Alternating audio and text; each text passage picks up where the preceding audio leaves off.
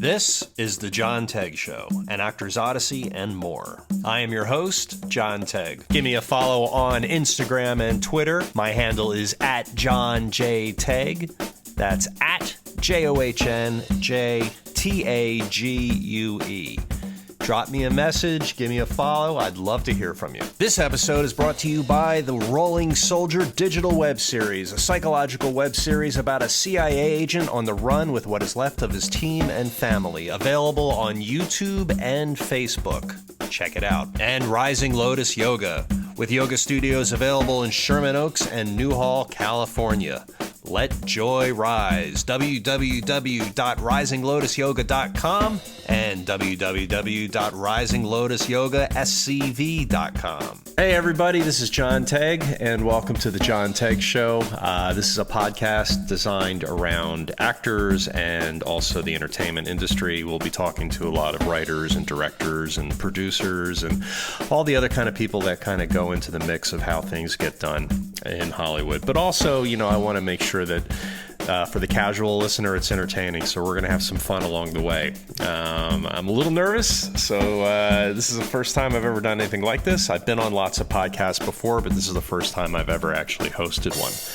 And I thought today would be a good day to kind of introduce myself to you all and also talk about the topic of today's podcast, which is my web series, The Rolling Soldier, and how I went about making it and what it's done for me as an actor and why I think it's incredibly important and crucial for actors today to make their own content and be their own production company and be their own, master of their own destiny.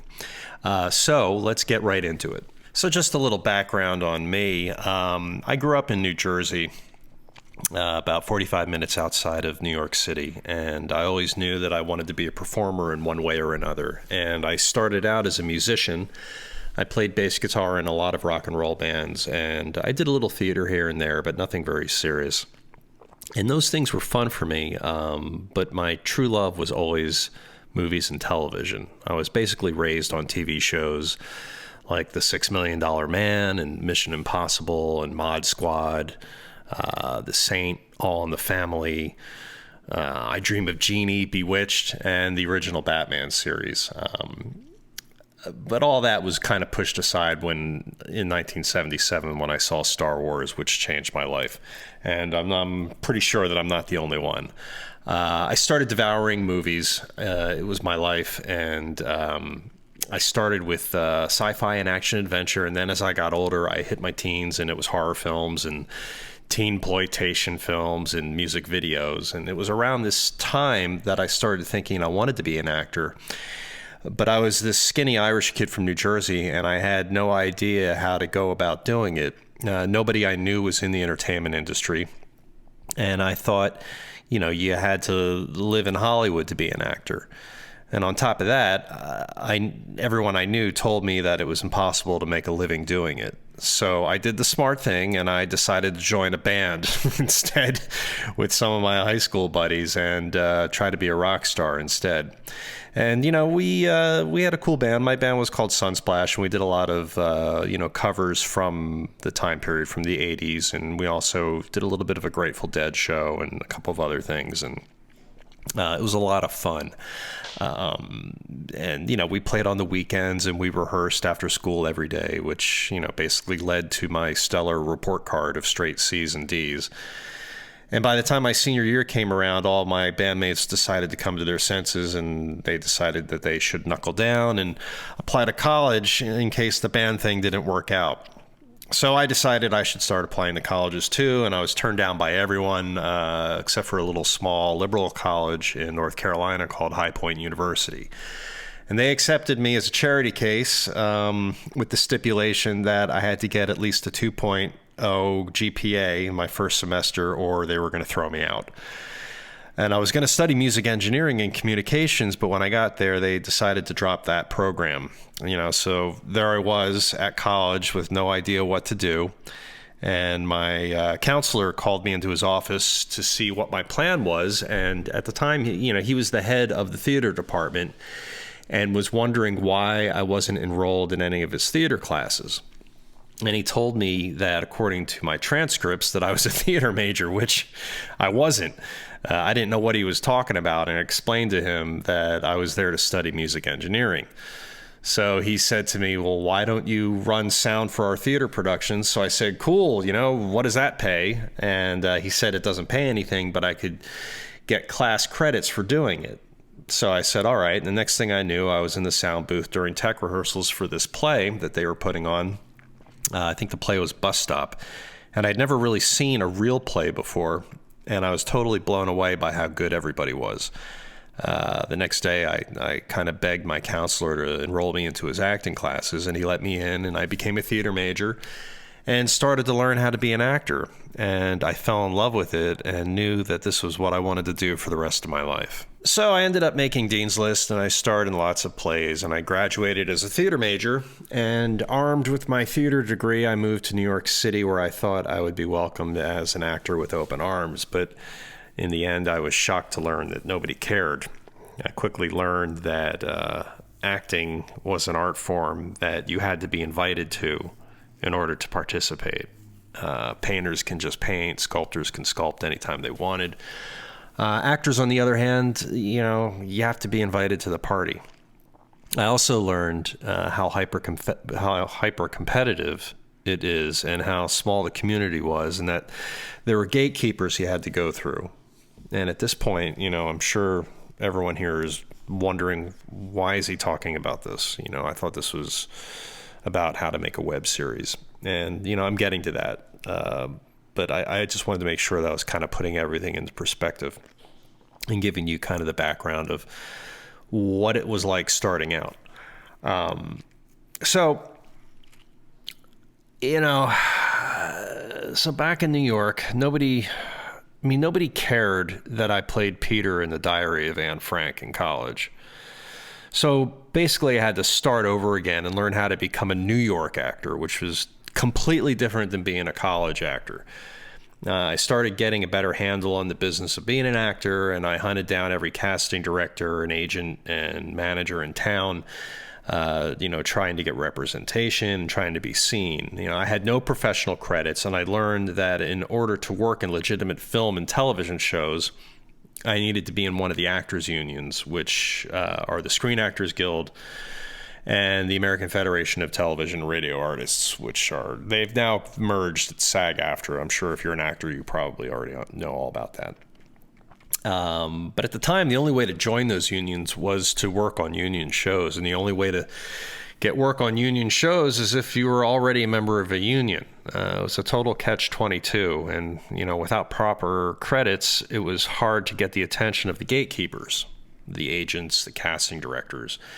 Luckily, there were tons of non-union projects in NYU student films that I could submit myself to, and those gigs barely paid, and the student films were rarely completed because they were actually shot on film, and it was expensive.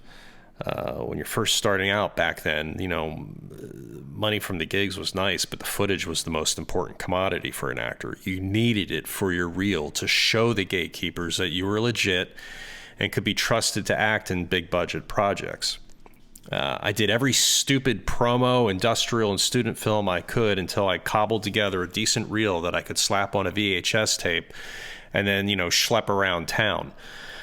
One of the gigs I booked actually became a union project somehow, and I ended up becoming a SAG eligible. And then I was in the club, or at least I thought it was. Doors started to open, and I worked a lot after that. So I started doing soap operas and commercials and the occasional indie film, and I was having a blast. And then one day I was cast in what was, at the time, I think, one of the first web series ever for the internet called SpiderMan Spider-Cam by Marvel. And I was cast in the role of Peter Parker. The show was officially being produced by Marvel Comics, and it also was in affiliation with Trump Models, which I think is hilarious. We shot one episode, and that's all we did, and then it got pulled. I guess Marvel at the time was having some financial problems, and they decided to put all their attention into the first X-Men film, which worked out pretty good for them. And then I kicked around for a little while doing a couple of other things. And then I finally decided to pick up and move to Los Angeles. And when I got to LA, I realized LA was also a completely different animal. But I was lucky. I booked a couple of nice gigs pretty quickly. And then 9/11 happened, which ended up having a massive psychological impact on me. I'd only been in LA for a short period of time, but I felt firmly rooted still in New York, and I had friends and family that were severely affected by the tragedy of that day. And it changed the world, and I started to become more interested in the intrigue and drama of those world events. And I started making mental notes, which later on became the backdrop for my web series, The Rolling Soldier. Working as an actor in LA was way more difficult than I thought, and the work started to dry up because production was running out of town. A lot of stuff went up to Vancouver and to Atlanta and various other places. And I was struggling and started to think that maybe I should hang it up as an actor, or at least take a break from it and try to figure some things out. So I stepped away from it and ended up getting married to my beautiful wife, Claire Hartley, and decided to maybe take another crack at music. So I went back into being in a rock and roll band, which, wasn't always the smartest path, but was a lot of fun. But this time around, I wanted to do something different with music and make more of an electronica kind of band, which led me to learning how to use the music program Ableton Live, which became very important to me in making the web series. So, of course, that band broke up, and I learned something pretty important, and that was how to use that music editing software, and realized that I could make music and I could put it out into the world without anyone's permission. So that was the first sign that I had that there were no gatekeepers. I didn't need permission. I could record the music and then I could upload it onto the internet, onto SoundCloud or YouTube or wherever I wanted. Right around this time also, my wife and I, my wife got pregnant and we ended up having a little baby girl. And so I ended up having to kind of put my career on hold because things weren't really happening, which was fine because I was excited about being a dad and I wanted to help out at home with my baby girl. And my wife during that time ended up opening up a yoga studio, so I spent a lot of the time at home helping raise my daughter. And then next thing I knew, 5 years had gone by. And, it was kind of a crazy time. And I was 44 years old at the time, and I was enjoying being a father. But something was really gnawing at me. I had stopped acting while I was raising my daughter, but, the itch came back, and I really decided that I wanted to get back into being an actor and take another crack at it. I was feeling, unhappy and depressed. And I realized that, something was missing in my life and I really missed being an actor.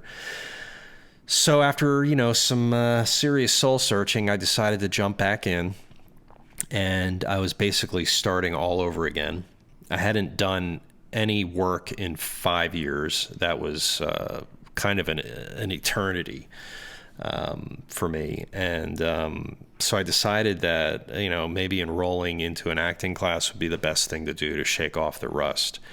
My acting coach was really great and very supportive, and he was always constantly challenging me. And one day during the class, he told us that, we should constantly be working on our craft as actors, and encouraged us all to make short films or skits or web series or whatever, and stressed how easy it was with today's advances in technology.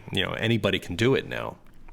So as an exercise, he told us to come up with a pitch for a project and bring it in the following week. So I thought to myself, if I was going to make something and star in it, I should tailor it to my strengths as an actor. And my strengths are being stressed out and and always playing reluctant heroes. So I came up with this idea of a special forces guy who gets injured and goes into a 10-year coma while on a secret mission in Afghanistan. And then he wakes up 10 years later and discovers that he's in a lot of trouble and has been kept in hiding to protect him. And my acting coach thought it was a really cool idea and that I should keep going with it. And that eventually became the web series, The Rolling Soldier. So I started researching web series and the whole web series world, which, I didn't know anything about. It was still kind of like a new thing, and there wasn't, I honestly, I knew nothing about it. So I was checking out what was out there, and I didn't know how long web series episodes were because I'd never really seen one. And so I decided to check out what was there. And most of what I saw out there was, these 10-minute long, basically short films in length. And they weren't very interesting to me, to say the least. I was noticing a lot of like kind of goofy 20-something comedies and like zombies and super mindless violent action kind of things, which I didn't want to do. I wanted to do something a little bit different. I'm not putting down that kind of stuff at all, to be honest. It's I think at the time I was just looking for more complex stories and characters, and the majority of the stuff I was seeing was just kind of, not in my wheelhouse. And I knew that in order for me to do what I wanted to do, I'd have to kind of dig deeper and see if there was anything else like what I wanted to do out there. And then I came across a couple shows that really gave me hope. And the first one was a show called The Bannon Way, which is kind of a caper comedy thriller, which I thought was really well done. They spent, a good amount of money on it and did some really smart things with it, which I really appreciated. And then the other one was a series called L.A. Macabre, which was a horror-based series. And I can't recommend them both highly enough. They're really great. And what struck me about those shows was the overall production value and how well written they were. They were very tight and they were original, and most of all, they were entertaining. And I was impressed with them, and it gave me hope for the kind of show that I wanted to do. And I got excited because I realized that there was nothing like my idea out there, and I could do whatever I wanted. Again, I realized that, I could shoot something, and if I could shoot it cheaply and get it out there, that there would be no one stopping me from making it and putting it out there. There would be no gatekeepers. The only gatekeeper that was in my way was me and my limiting beliefs. My project was going to be a psychological spy thriller. I found a niche, but I still wasn't sure if it was something I could do until I told a cinematographer friend about it. Her name was Gioia Speciale, and she had just been nominated for an Emmy Award for her camera work on the reality series Intervention. And she was looking to take a break from that kind of work. Apparently it was really grueling, and the subject matter of Intervention is pretty hardcore. And she liked the idea of, taking a break from that and stretching out and doing some kind of a drama. And her look and shooting style was very kind of fly on the wall and gritty. And I thought that would be perfect in setting up the paranoid world I wanted to create in my show. But most of all, I knew I was going to get amazing footage that I could use for my new acting reel. Basically, I was creating a web series so I could have footage for my acting reel. I was never intending to do anything but that. I just needed footage for my acting reel because I thought that the stuff that I had out there was so super dated and just fucking, ridiculous. And it was still all on VHS tapes, and like it was garbage. I mean, it was good work at the time, but if I showed it to somebody, they'd laugh their ass off because they're like, how old is this show for this clip of this show that you're showing me? So the impetus behind the web series was to create footage for my reel. plain and simple. And I luckily stumbled upon my friend who was a cinematographer and who was looking to do something. So we talked about, you know, getting together and trying something. So we talked about the idea for a while, and we kind of looked around to see what we had available to us. And I started to write a script. And so I started, hammering out a 10-page draft on my laptop with a cracked version of Final Draft screenwriting software. And the topic was about a guy waking up from a coma really confused. But it wasn't enough. I had to have other elements, so I decided to also make it a family drama that included his estranged kids and a missing wife.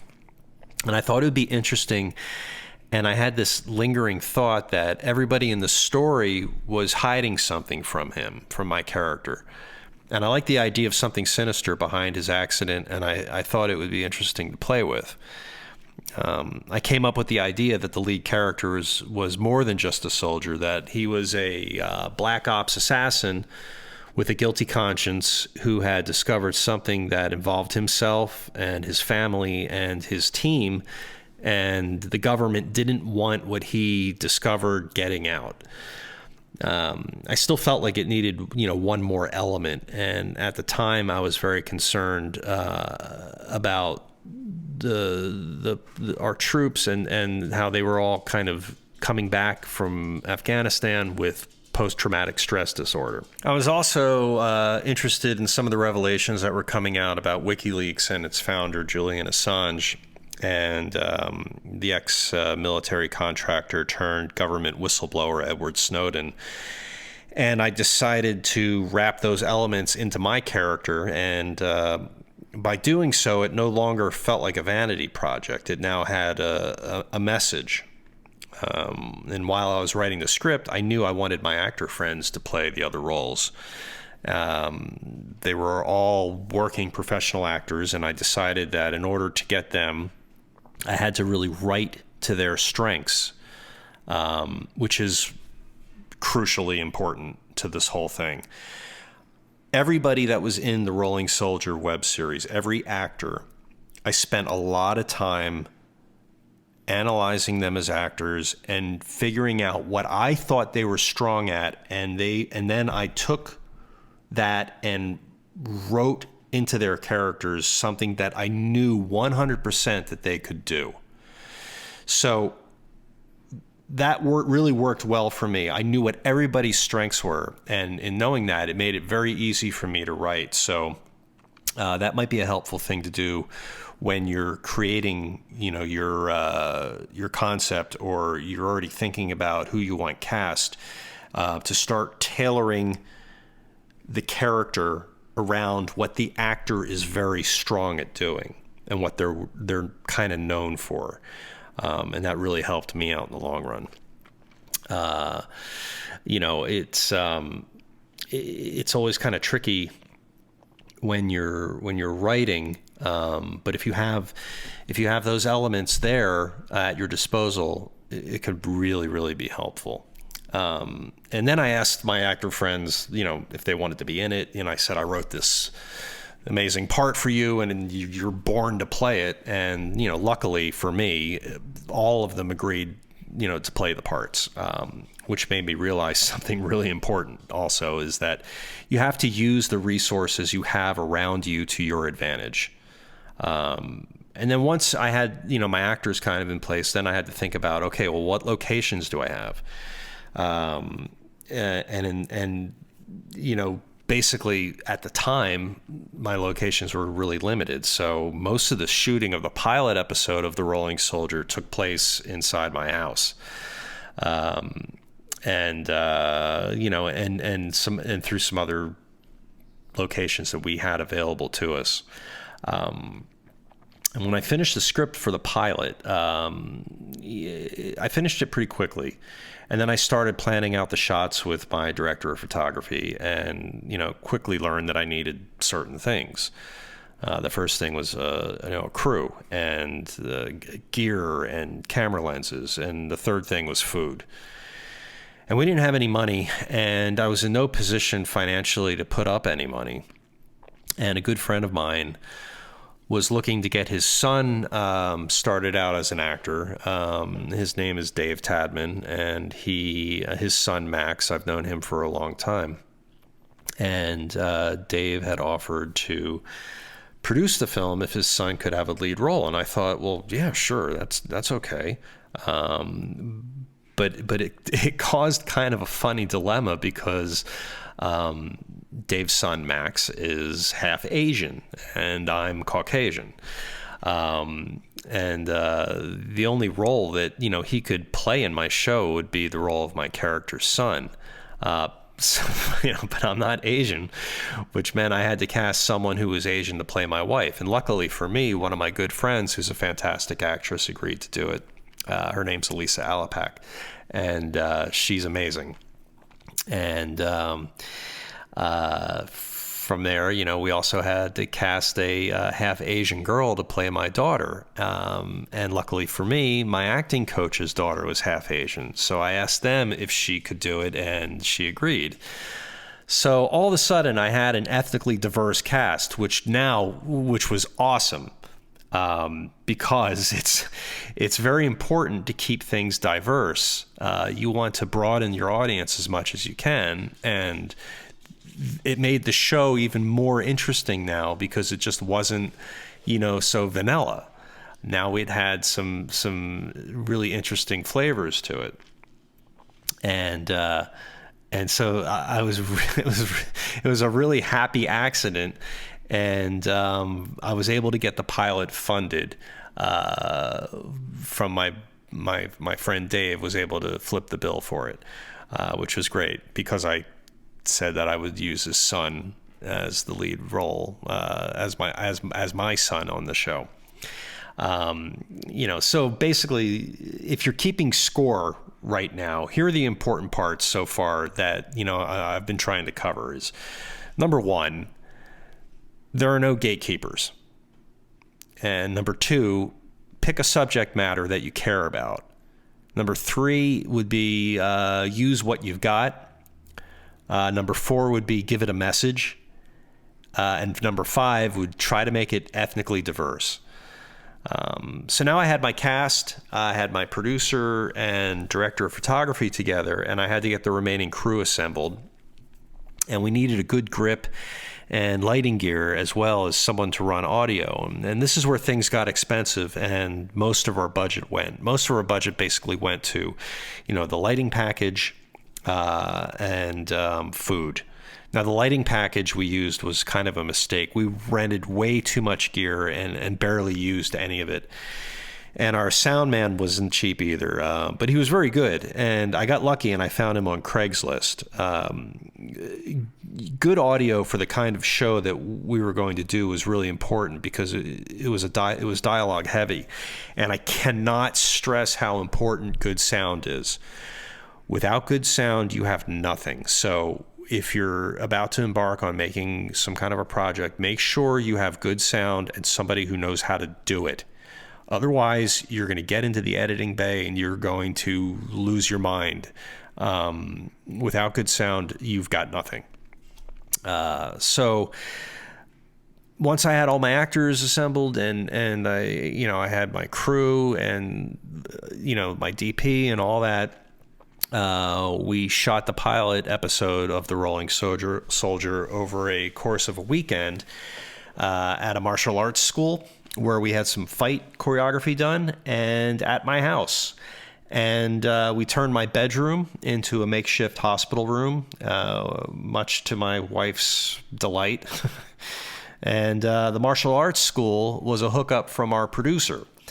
So, and we also had a quick car scene and a couple of other things. And, I made sure before we started shooting that my actors were 100% ready, because there was no time. We only had 2 days to shoot, so there was no time for really any mistakes. So everything had to be like super planned out. So I made sure we were always 100% ready. I decided it would be easier to shoot all those scenes that I wasn't in first. That was the other thing, directing directing myself, I thought would be a challenge, and I thought it'd be easier for me to shoot everybody else's stuff before we got around to shooting me. I just felt like that would be just the smart play, and it ended up working out pretty well.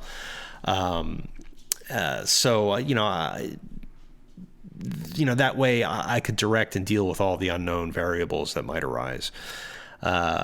We had no permits, so, we had to move fast also. In LA, you need film permits, and pretty much anywhere you go, you need film permits, and it's a total pain in the ass. And it gets expensive. And basically everything that we did with The Rolling Soldier was, run and gun guerrilla filmmaking. It's just the way you got to do it sometimes.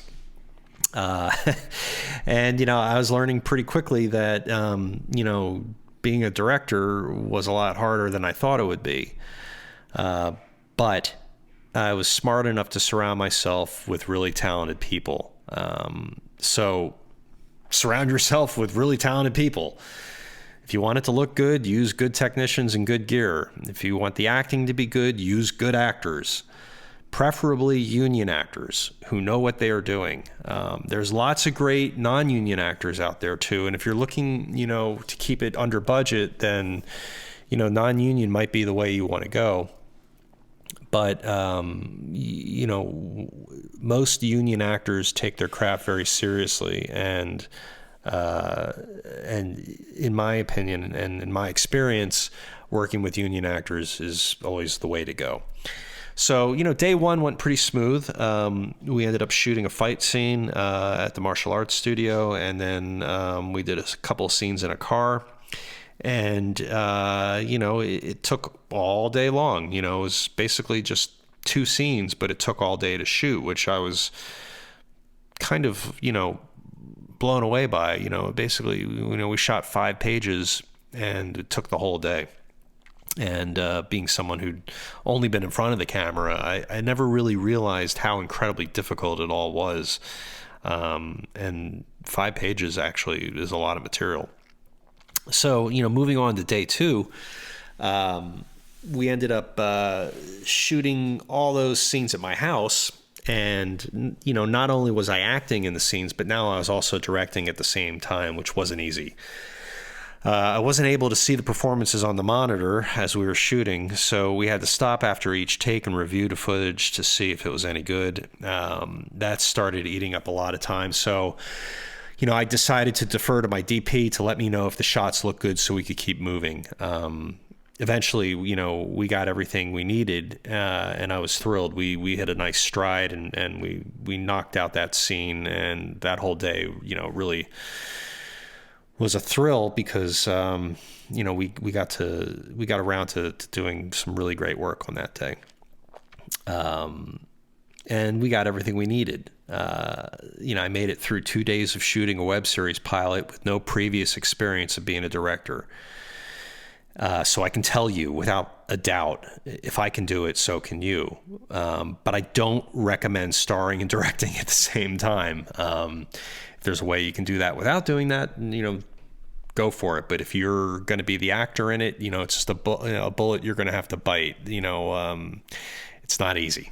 So we finished that first episode, and the actors that were in that episode were fantastic. I had Thompson Blake playing Darwin, London Thor playing my daughter, Max Tadman playing my son, Rigo Sanchez played my best friend in the show, Rigo, and Elisa Alapatch played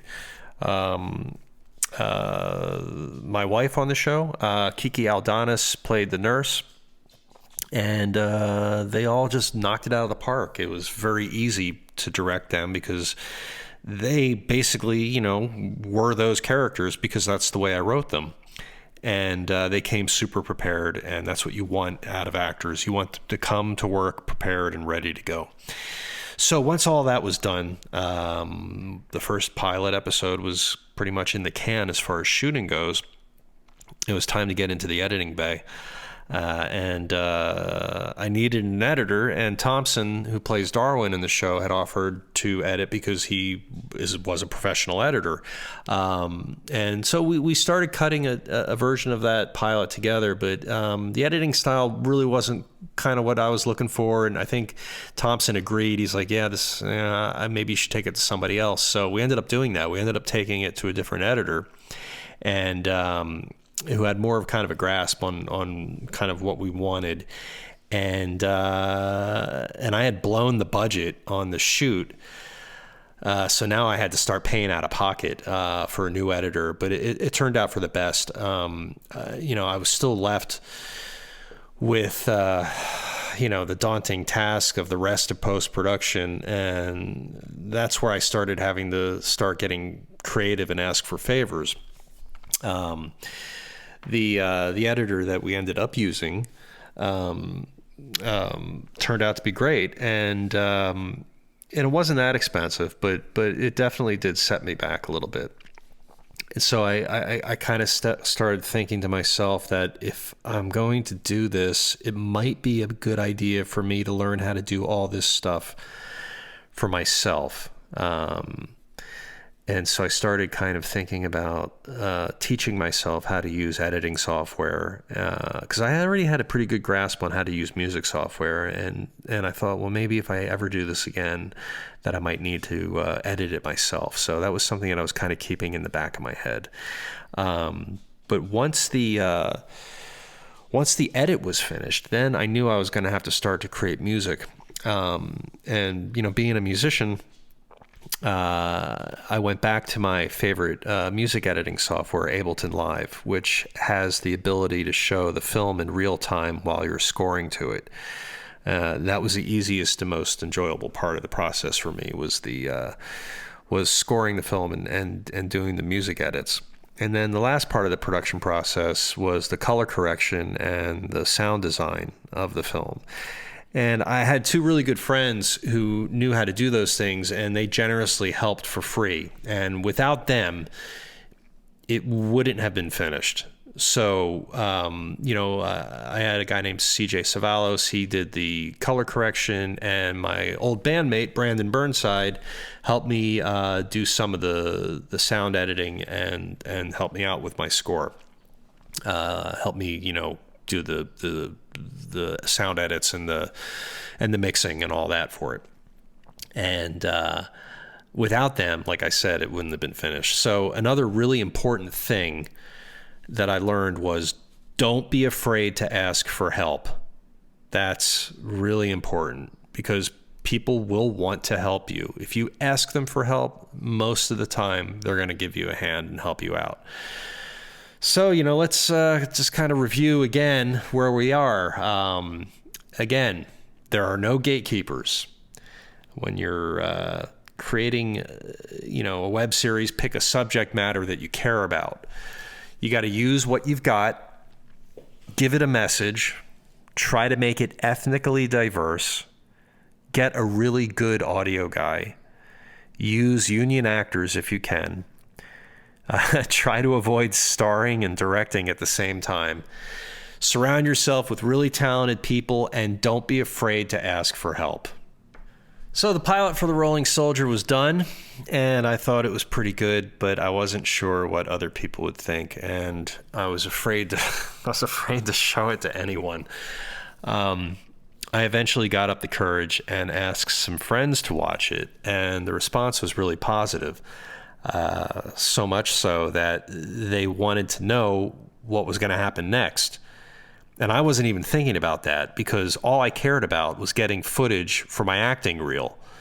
And the friends that I showed it to, they told me that I should release it and make more. And I thought, well, okay, why the hell not? I'm not doing anything else at the moment. And then I started hearing about crowdfunding services and how people were raising money to make their films that way. And I decided, why not? I'll give that a crack. So I decided to use the pilot episode of The Rolling Soldier as the pitch video for an IndieGoGo campaign. IndieGoGo is, I'm sure it's a crowdfunding funding, source. And so is Kickstarter. It's basically Kickstarter. But with IndieGoGo, you're allowed to keep the money that you raise. I think with Kickstarter, if you don't hit your goal, you don't get to keep it. So I decided to use the pitch video, or the pilot episode as a pitch video. And my goal was to raise $30,000 to shoot 6 more episodes. All my cast members were down for doing more, but I ran into a snag with my DP. She was unable to continue shooting for us because she got locked into a paying gig, and I would have to replace her. And, I was bummed out about it, but I figured if I raised enough money, I'd be able to find somebody good to replace her. So I launched an IndieGoGo campaign, and it lasted about a month. And the money started coming in. Now, IndieGoGo is it's kind of tricky. This was kind of before, this was like before Twitter actually took off or anything like that. I was basically relying on my family and friends and Facebook. So I was trying to raise money basically on Facebook through my IndieGoGo campaign. And that campaign lasted about a month, and money started to come in. And I decided to take the option of using whatever I was able to raise to fund my project. The other option was if I didn't hit my goal, all the money would be returned. So in the end, I came up short. I wasn't able to raise the $30,000, but I was able to raise about $10,000, which meant I was nowhere near my goal, but I figured that it was better than nothing. So I started planning for the rest of the shoot anyway. My first goal was to find a replacement for my director of photography, and I found a really great guy named Sergio Crago. He was a godsend. He was hungry, and he liked the project, and I told him what my budget was, and he basically told me that there was no way it could be done for that money. And then he thought about it for a little while and pitched the idea of him coming on board also as a producer, which I was totally cool with. By doing that, we would be able to use all of his camera equipment and lighting gear for free. So I agreed to that right away. So we took the money that we raised from IndieGoGo and started working on pre-production for the rest of the series. Without the full 30 grand, I wasn't sure how we would do post-production, but I decided that we'd worry about that later and just soldier on. So then I started hammering out the rest of the story. We began scouting locations and asking for favors. So I was basically kind of creating the rest of the story around what again was available to us, like locations and so on. And we needed a lot of things. We needed a bar, like a restaurant bar. We needed a interrogation room, a helicopter airfield, a hotel, and a whole bunch of other things. And I needed help. So I brought on board some other friends who were looking to get started in the film world, and they helped out with logistics and pre-production. And that's another thing that's important. A lot of if you're a filmmaker or an aspiring filmmaker, hook up with other aspiring filmmakers and help each other out. They want the experience. So, make a deal with them. Say, look, if you help me out with mine, I'll help you out with yours. And then you develop a nice relationship with these people. And I've ended up making amazing relationships, and I'm still friends with pretty much everybody that I've worked with. So, we decided to shoot the other episodes all at once.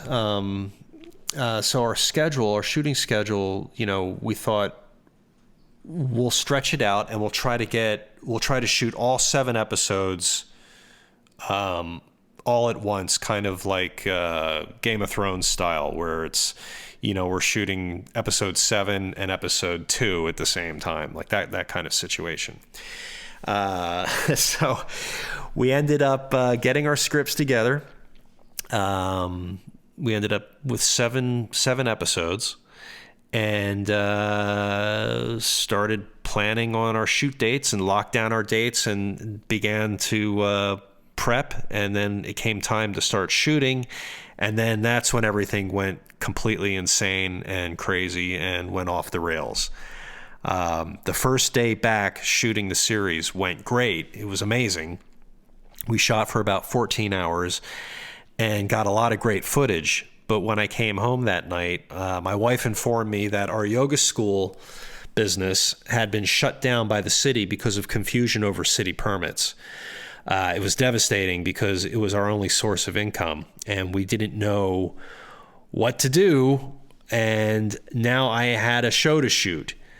My wife, who's a saint, basically, said to me, "Look, just finish your movie, and I'll take care of the rest. Just get it done." So not knowing what else to do, we just kept, moving forward. And then another disaster struck, and the girl who played my daughter on the show, London, they had a terrible family tragedy that basically took her away from us for a long period of time. So we had to completely rearrange the schedule for her, which ended up spreading out the shoot over a period of a year, which caused all kinds of scheduling problems with the other actors who were booking jobs. So we had to juggle, different crew members because we had to keep switching the dates. We had to keep working around our actors. It was a scheduling nightmare. And the longer it went on, the harder it got and the more expensive it got. And, we lost locations, which then led to script rewrites. And we ended up adding more characters, which made the scheduling even crazier. So we had to stay flexible, and eventually it got done. We finished shooting it over a period of a year. And for me, it was mentally, spiritually, and physically exhausting and took a massive toll on my personal life. So while we were shooting, during the downtime in between the spread out shooting dates, I took it upon myself to learn how to use all the post-production software needed to finish the film because we ran out of money. There was no money left. We spent it all. And so I didn't have anything. I didn't have any money to hire any post-production people. But I did have enough money left to buy the software needed, which,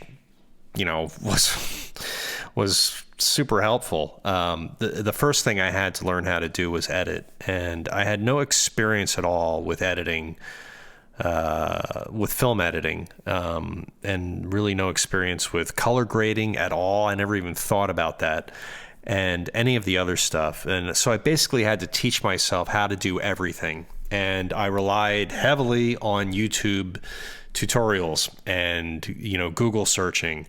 So, everything you ever need to know is out there on YouTube and Google. There's no excuse at all for not learning how to do anything, if production related. You might not be one of the most amazing editors in the world, but if you watch enough videos and practice it enough, you can probably get a pretty good handle on it. And that's basically what I did.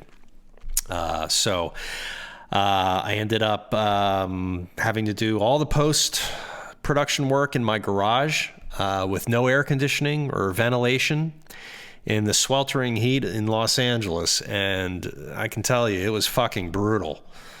My computers and hard drives were constantly overheated and crashing.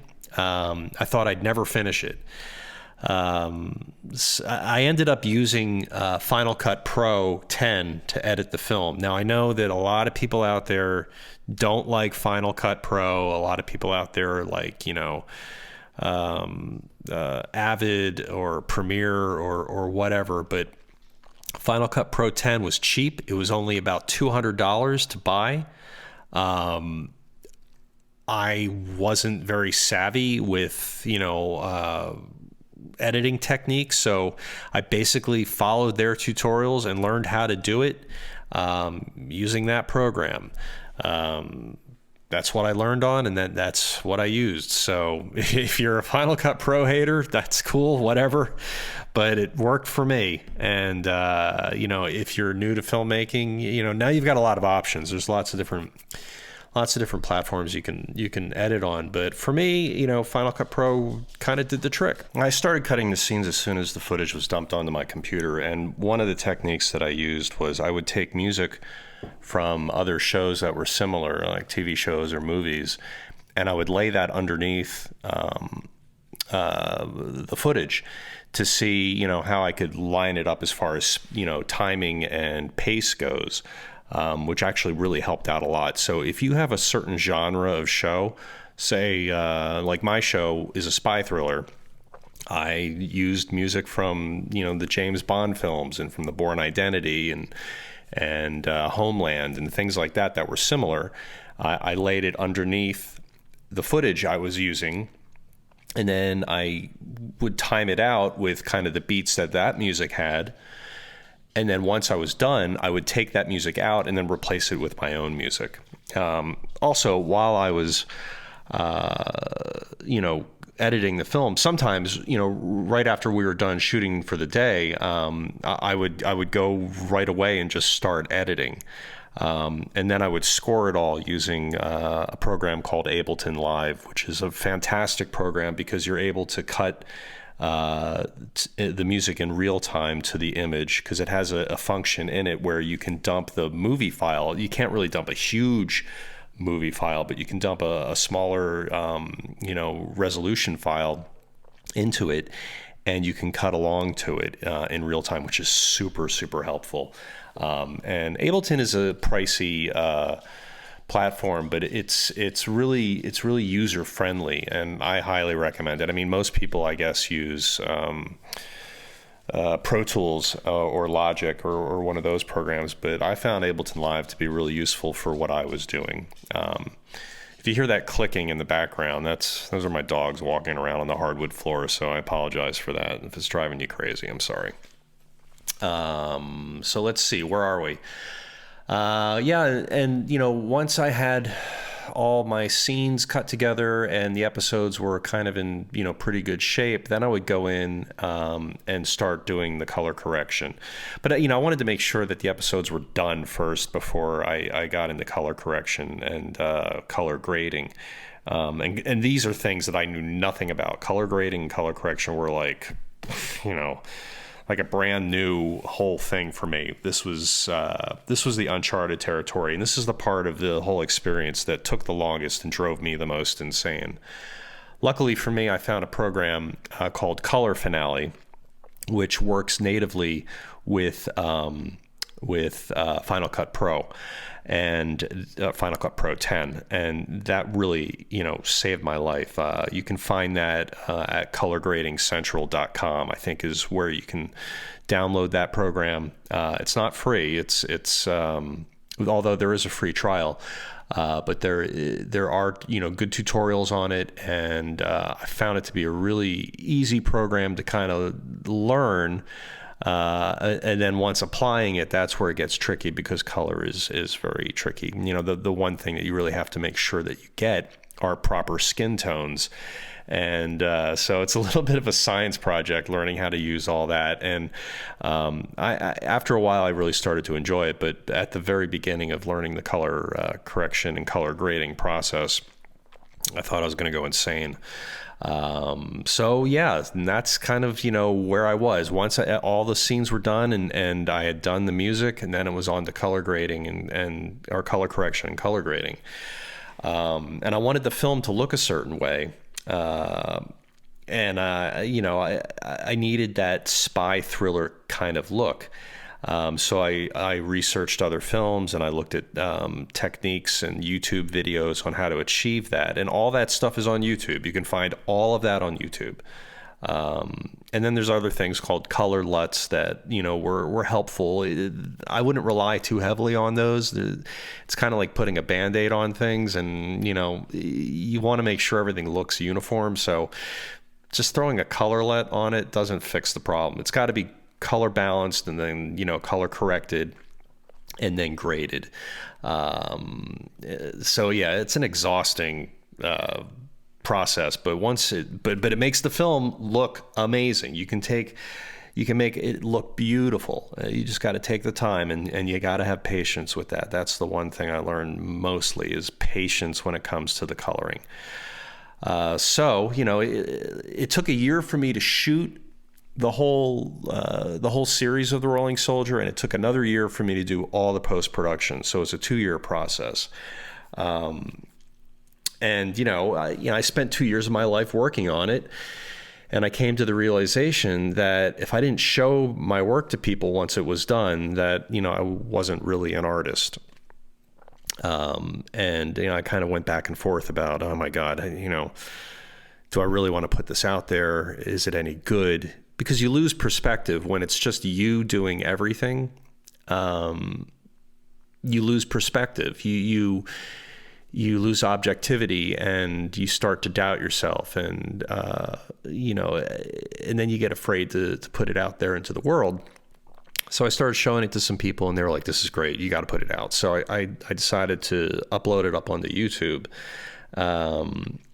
and I kind of went back and forth about, well, should I upload it all at once and let people binge out on it, or should I make it more of like an event and upload one episode per week? And what I decided to do was load it up once a week.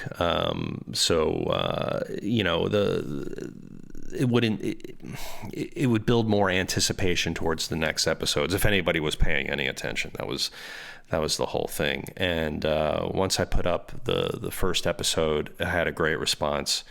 It was very positive, but it wasn't getting many views. It was slowly getting, word of mouth, and I was putting it up on, Facebook and letting people know it was there, but, I wasn't generating a whole lot of views, and I was getting kind of frustrated. And, every week, there was a big viewing, of the pilot episode, but that would taper off week to week, just people lose interest or just gets lost in the shuffle of things. And I was super frustrated because nobody was watching it. And then one day I was sitting in a cafe in Valley Village, California, at this little cafe called Marie at Sea. And I overheard a guy talking to somebody at the table next to me about web series. And he was giving some advice about what the person he was talking to was asking him about, what should I be doing with my web series? And he was giving her advice about what to do with their show. And I, my ears perked up, and, I kind of politely asked if it was okay if I listened in to what they were saying, because, I was in the same boat. I had a show and I wasn't getting views. And so I told him that, I had a series, and his name was Dan Ast, and he was the creator of the web series L.A. Macabre, which is really interesting because that's one of the shows that I was watching when I was kind of formulating the idea to create a web series. And it's a great show. I highly recommend it. Go find it, L.A. Macabre. His name's Dan Ast. He's the creator. And what he told me was I should submit my show to the web series festival circuit. Now, this was kind of blowing my mind because I had no idea that there was such a thing. And he said that the exposure and the connections at these festivals changed his life. And, I didn't know that they existed. And I went home and I started checking out all these festivals. And I found out that these festivals are all over the world. And it was a fairly new thing at the time, so it was kind of exploding.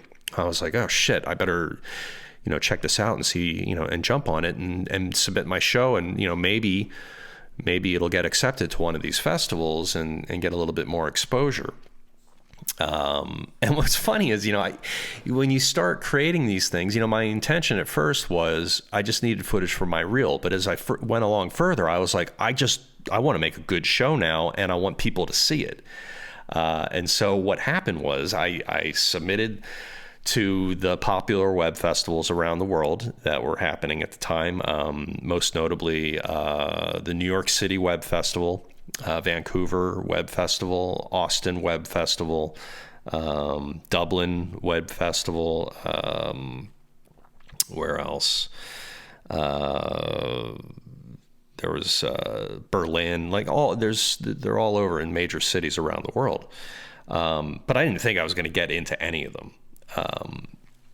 But I submitted, and I waited, and it costs a little money to submit to them. Now, if you get in early on their submission protocol, the fees are pretty low. But the closer you get to the festival, the more expensive it becomes to submit to the fest. So my recommendation is, do your research, find out when the festivals are happening, when their early submission deadlines are, and try to get in on the early ones, because otherwise you're going to be spending a ton of money. But it's well worth it if you want to get in on the Web Series Fest circuit. And so I started submitting, not thinking that I was going to get into any of them. And then I started receiving emails from most of the festivals that I submitted to, telling me that The Rolling Soldier had been accepted. And then I was told that it was up for some awards, which blew me away. I couldn't believe it. And I never got into it at all to get awards. I basically just wanted to have people see my show. But it got nominated for some awards, which was amazing. And the first acceptance I got was to the New York City Web Fest, where it was nominated for Best Drama, and I was nominated for Best Actor. I didn't win Best Actor, but we won Best Drama, which was mind-blowing, because I was at the festival. I went to the festival, and I was sitting there, and I went to New York, and they had it at a really nice little theater, and we watched it up on the big screen, which was a thrill, because it's like, holy shit, it's up on a screen instead of on my phone or on my computer screen, and in front of an audience, and they seemed to really like it, which was so much fun. And then at the awards ceremony, I just went because I wanted to network and meet other filmmakers and have a good time, never thinking in a million years that I was ever going to win. It never crossed my mind. And I remember seeing the awards kind of on a table up on a stage, and there were these beautiful glass awards. And this thought raced through my head, and I was like, I want one of those fucking awards. I want one. And then they started announcing the winners, and we won Best Drama. And I couldn't believe it. And I went up and I accepted my award, and it was a thrill for me, because New York City meant so much to me as an artist growing up and starting out as a professional actor in New York. To be able to win an award in New York at the New York City Web Fest was a huge accomplishment, and I'm very proud of that fact. And I had a blast at the party. Shortly after that, a week later, was the Dublin Web Fest in Dublin, Ireland. So what I decided to do was, while I was in New York, I decided I would also take a trip out to Ireland and attend that festival. And we were, I'm trying to remember what awards we were up for. I think we were up for Best Drama, and I might have been up for Best Actor. But we were also up for Best Editing, which was crazy, because I had never edited anything before in my life, and we ended up winning. So I don't really know what that means. Winning a Best Editing award at a web fest when you've never edited anything in your life was a shock, to say the least. So I was glad to come out of Dublin with an award, and it was just such a crazy feeling, winning an award for something that I didn't think I was very good at. And it gave me actually a lot of impetus to keep maybe doing this in the future. So that was a lot of fun. And it was a neat experience being in Ireland, because I have Irish roots, and I was thrilled to actually be there as well. And then shortly after that, the 2016 Vancouver Web Fest accepted us. And I was up for, I think I was up for Best Actor, but the show was also up for Best Thriller and Mystery. And we ended up winning that. And now that was an incredible experience because the Vancouver Web Fest was like being at the Academy Awards. They went all out. I mean, it was an amazing weekend with amazing other series there and amazing filmmakers, and the presentation at the awards ceremony was like top notch and just incredible, and the party was fantastic and the networking was amazing. I met so many amazing people, and one of the other great things about these festivals is that the festival organizers not only will show screenings of your films, but they also have these great workshops where you get to talk to other people that are in the industry, and it's very, very valuable. And the networking experience is fantastic. Yeah, and then it went on to other festivals. Went to the Austin Web Fest where we ended up winning Best Drama also. And that was an amazing experience too. I didn't get to go to that one, but just knowing that it was nominated and that we won was a thrill. And it's screened around the world at many other places. We didn't win awards at every single thing we went to, but it's screened in Rome, Seoul, Korea. It was at the Hollywood Web Fest. It was in Germany. And the majority of the awards that we were nominated for were, I was nominated for Best Actor, the show was nominated for Best Drama or Thriller, Best Soundtrack. In a couple instances, I was nominated for Best Director. And all of this had a huge impact on my confidence, because when you're an actor, actors have a very kind of lonely life, and it's kind of a very kind of isolated thing where, you're kind of on your own and you're putting yourself out there, and it can be scary, and you feel like you have no control. And what all of this taught me was you do have the control. You can create your own stuff. And if it's good, you can put it out there in front of people and people can see it. And then you can find festivals where other people can watch it. And it's an amazing experience to watch what you've created in a room with other people. So it was an incredible ride. And I made the show because I needed footage for my acting reel. And what I learned from it all was that there's so much more that you get out of creating your own content. I get emotional thinking about it because I kind of, I lose words when I'm describing it, because it's done so much for me. Not only did it give me footage for my new reel, but it opened up doors in ways that I didn't think could happen.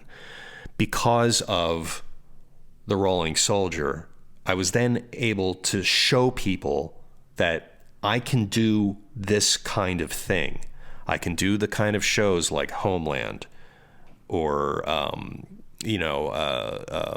The Americans or The Blacklist. And I ended up booking a role on The Blacklist because of my web series, because the director saw my work.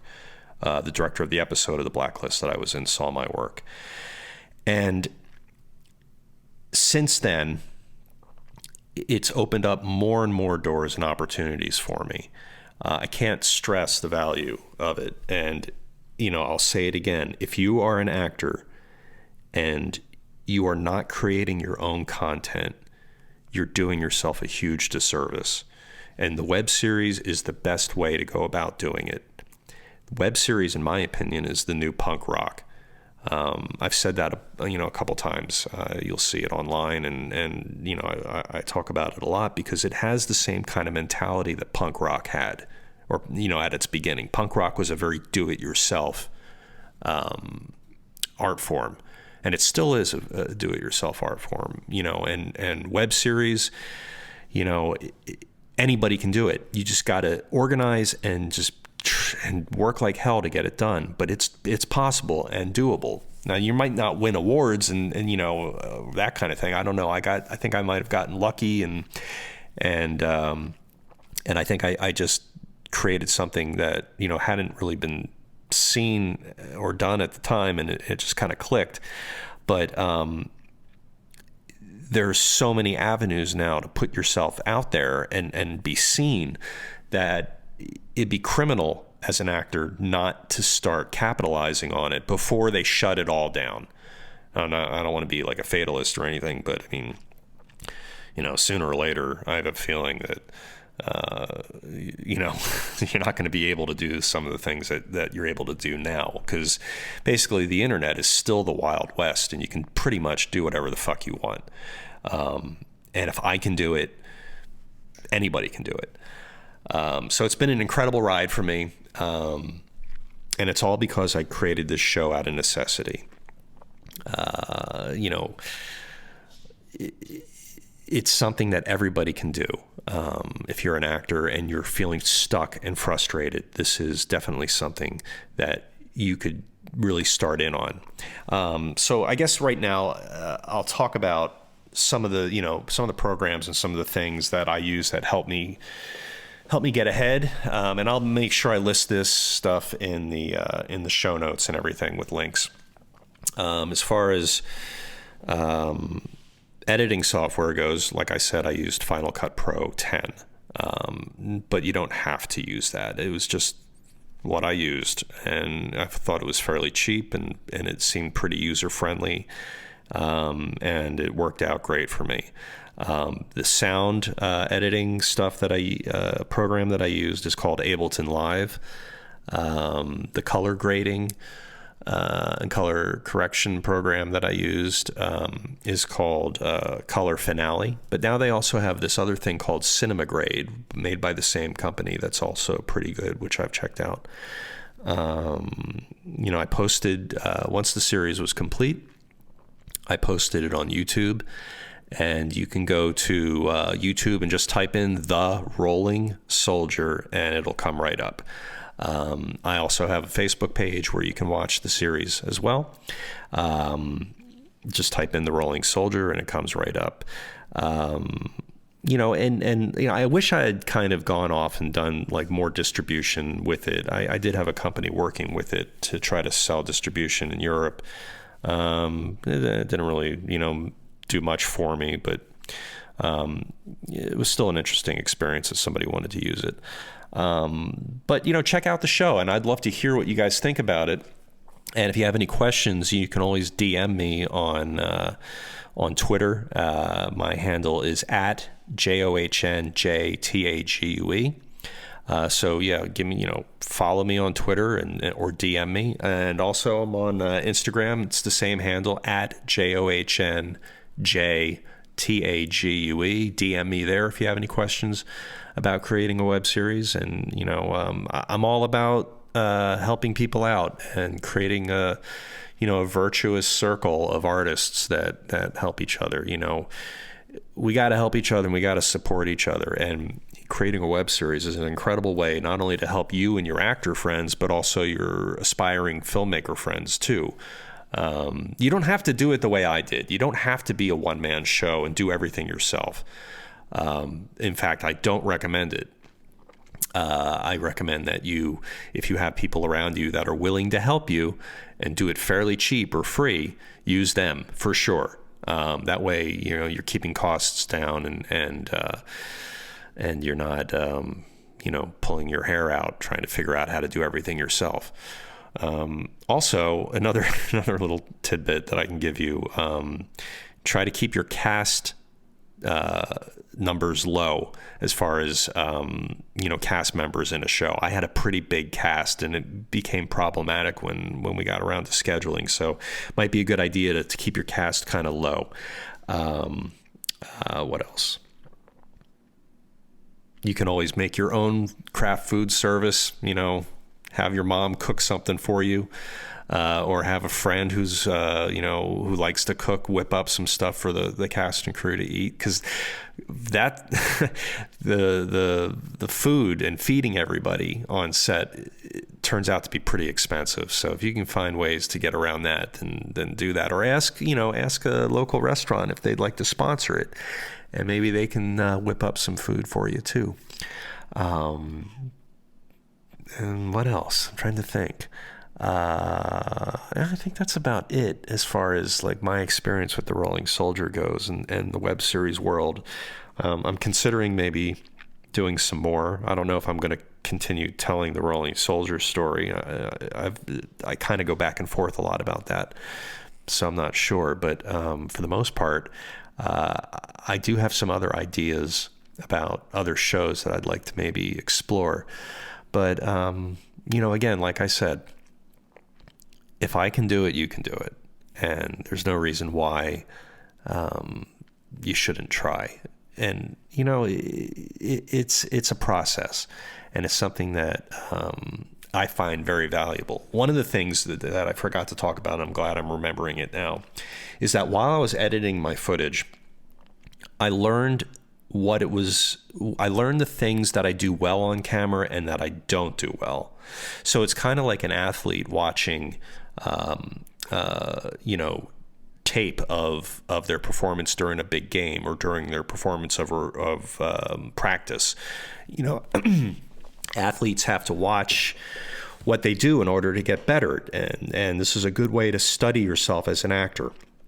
Do you do certain things? Are there certain tics you do that look weird on camera? So I know it's hard for some actors to watch themselves, and it was for me too. It was hard for me at first to be able to sit down and go, okay, I'm going to sit here, I'm going to watch myself act now. But I had to do it for a year editing, and I learned quickly what I'm good at and what I'm not good at. And that was an invaluable experience. So I definitely recommend when you're editing your footage that either if you're editing it or if somebody else is editing it, be in the room and watch. Watch what you do well, because it'll save your ass later on. And then you'll realize what you're good at and what you're not. That was a huge, very valuable experience for me. Okay, well, I think that's going to do it for my first episode of the John Tague Show, and I hope you enjoyed it. I hope you enjoyed the story of the creation of my web series, my multi-award winning web series, The Rolling Soldier. We're going to be doing a lot more of these podcasts. I'll have guests on, so it won't just be me rambling for an hour. But thank you for tuning in. Please hit the subscribe button. Follow me on the social medias. And I look forward to hearing from you. Hit me up with DMs at John J. Tague on Twitter and Instagram. You can follow me on Facebook, too. You can follow The Rolling Soldier on Facebook, Instagram, and Twitter as well. You just got to, just type it in. I'll make sure that there's links in the show notes. Thanks for listening. Hey, I hope you enjoyed that. If you did, go ahead and hit subscribe. Also, give me a follow on Instagram at JOHNJTAGUE and on Twitter, same handle at JOHNJTAGUE. See you next time.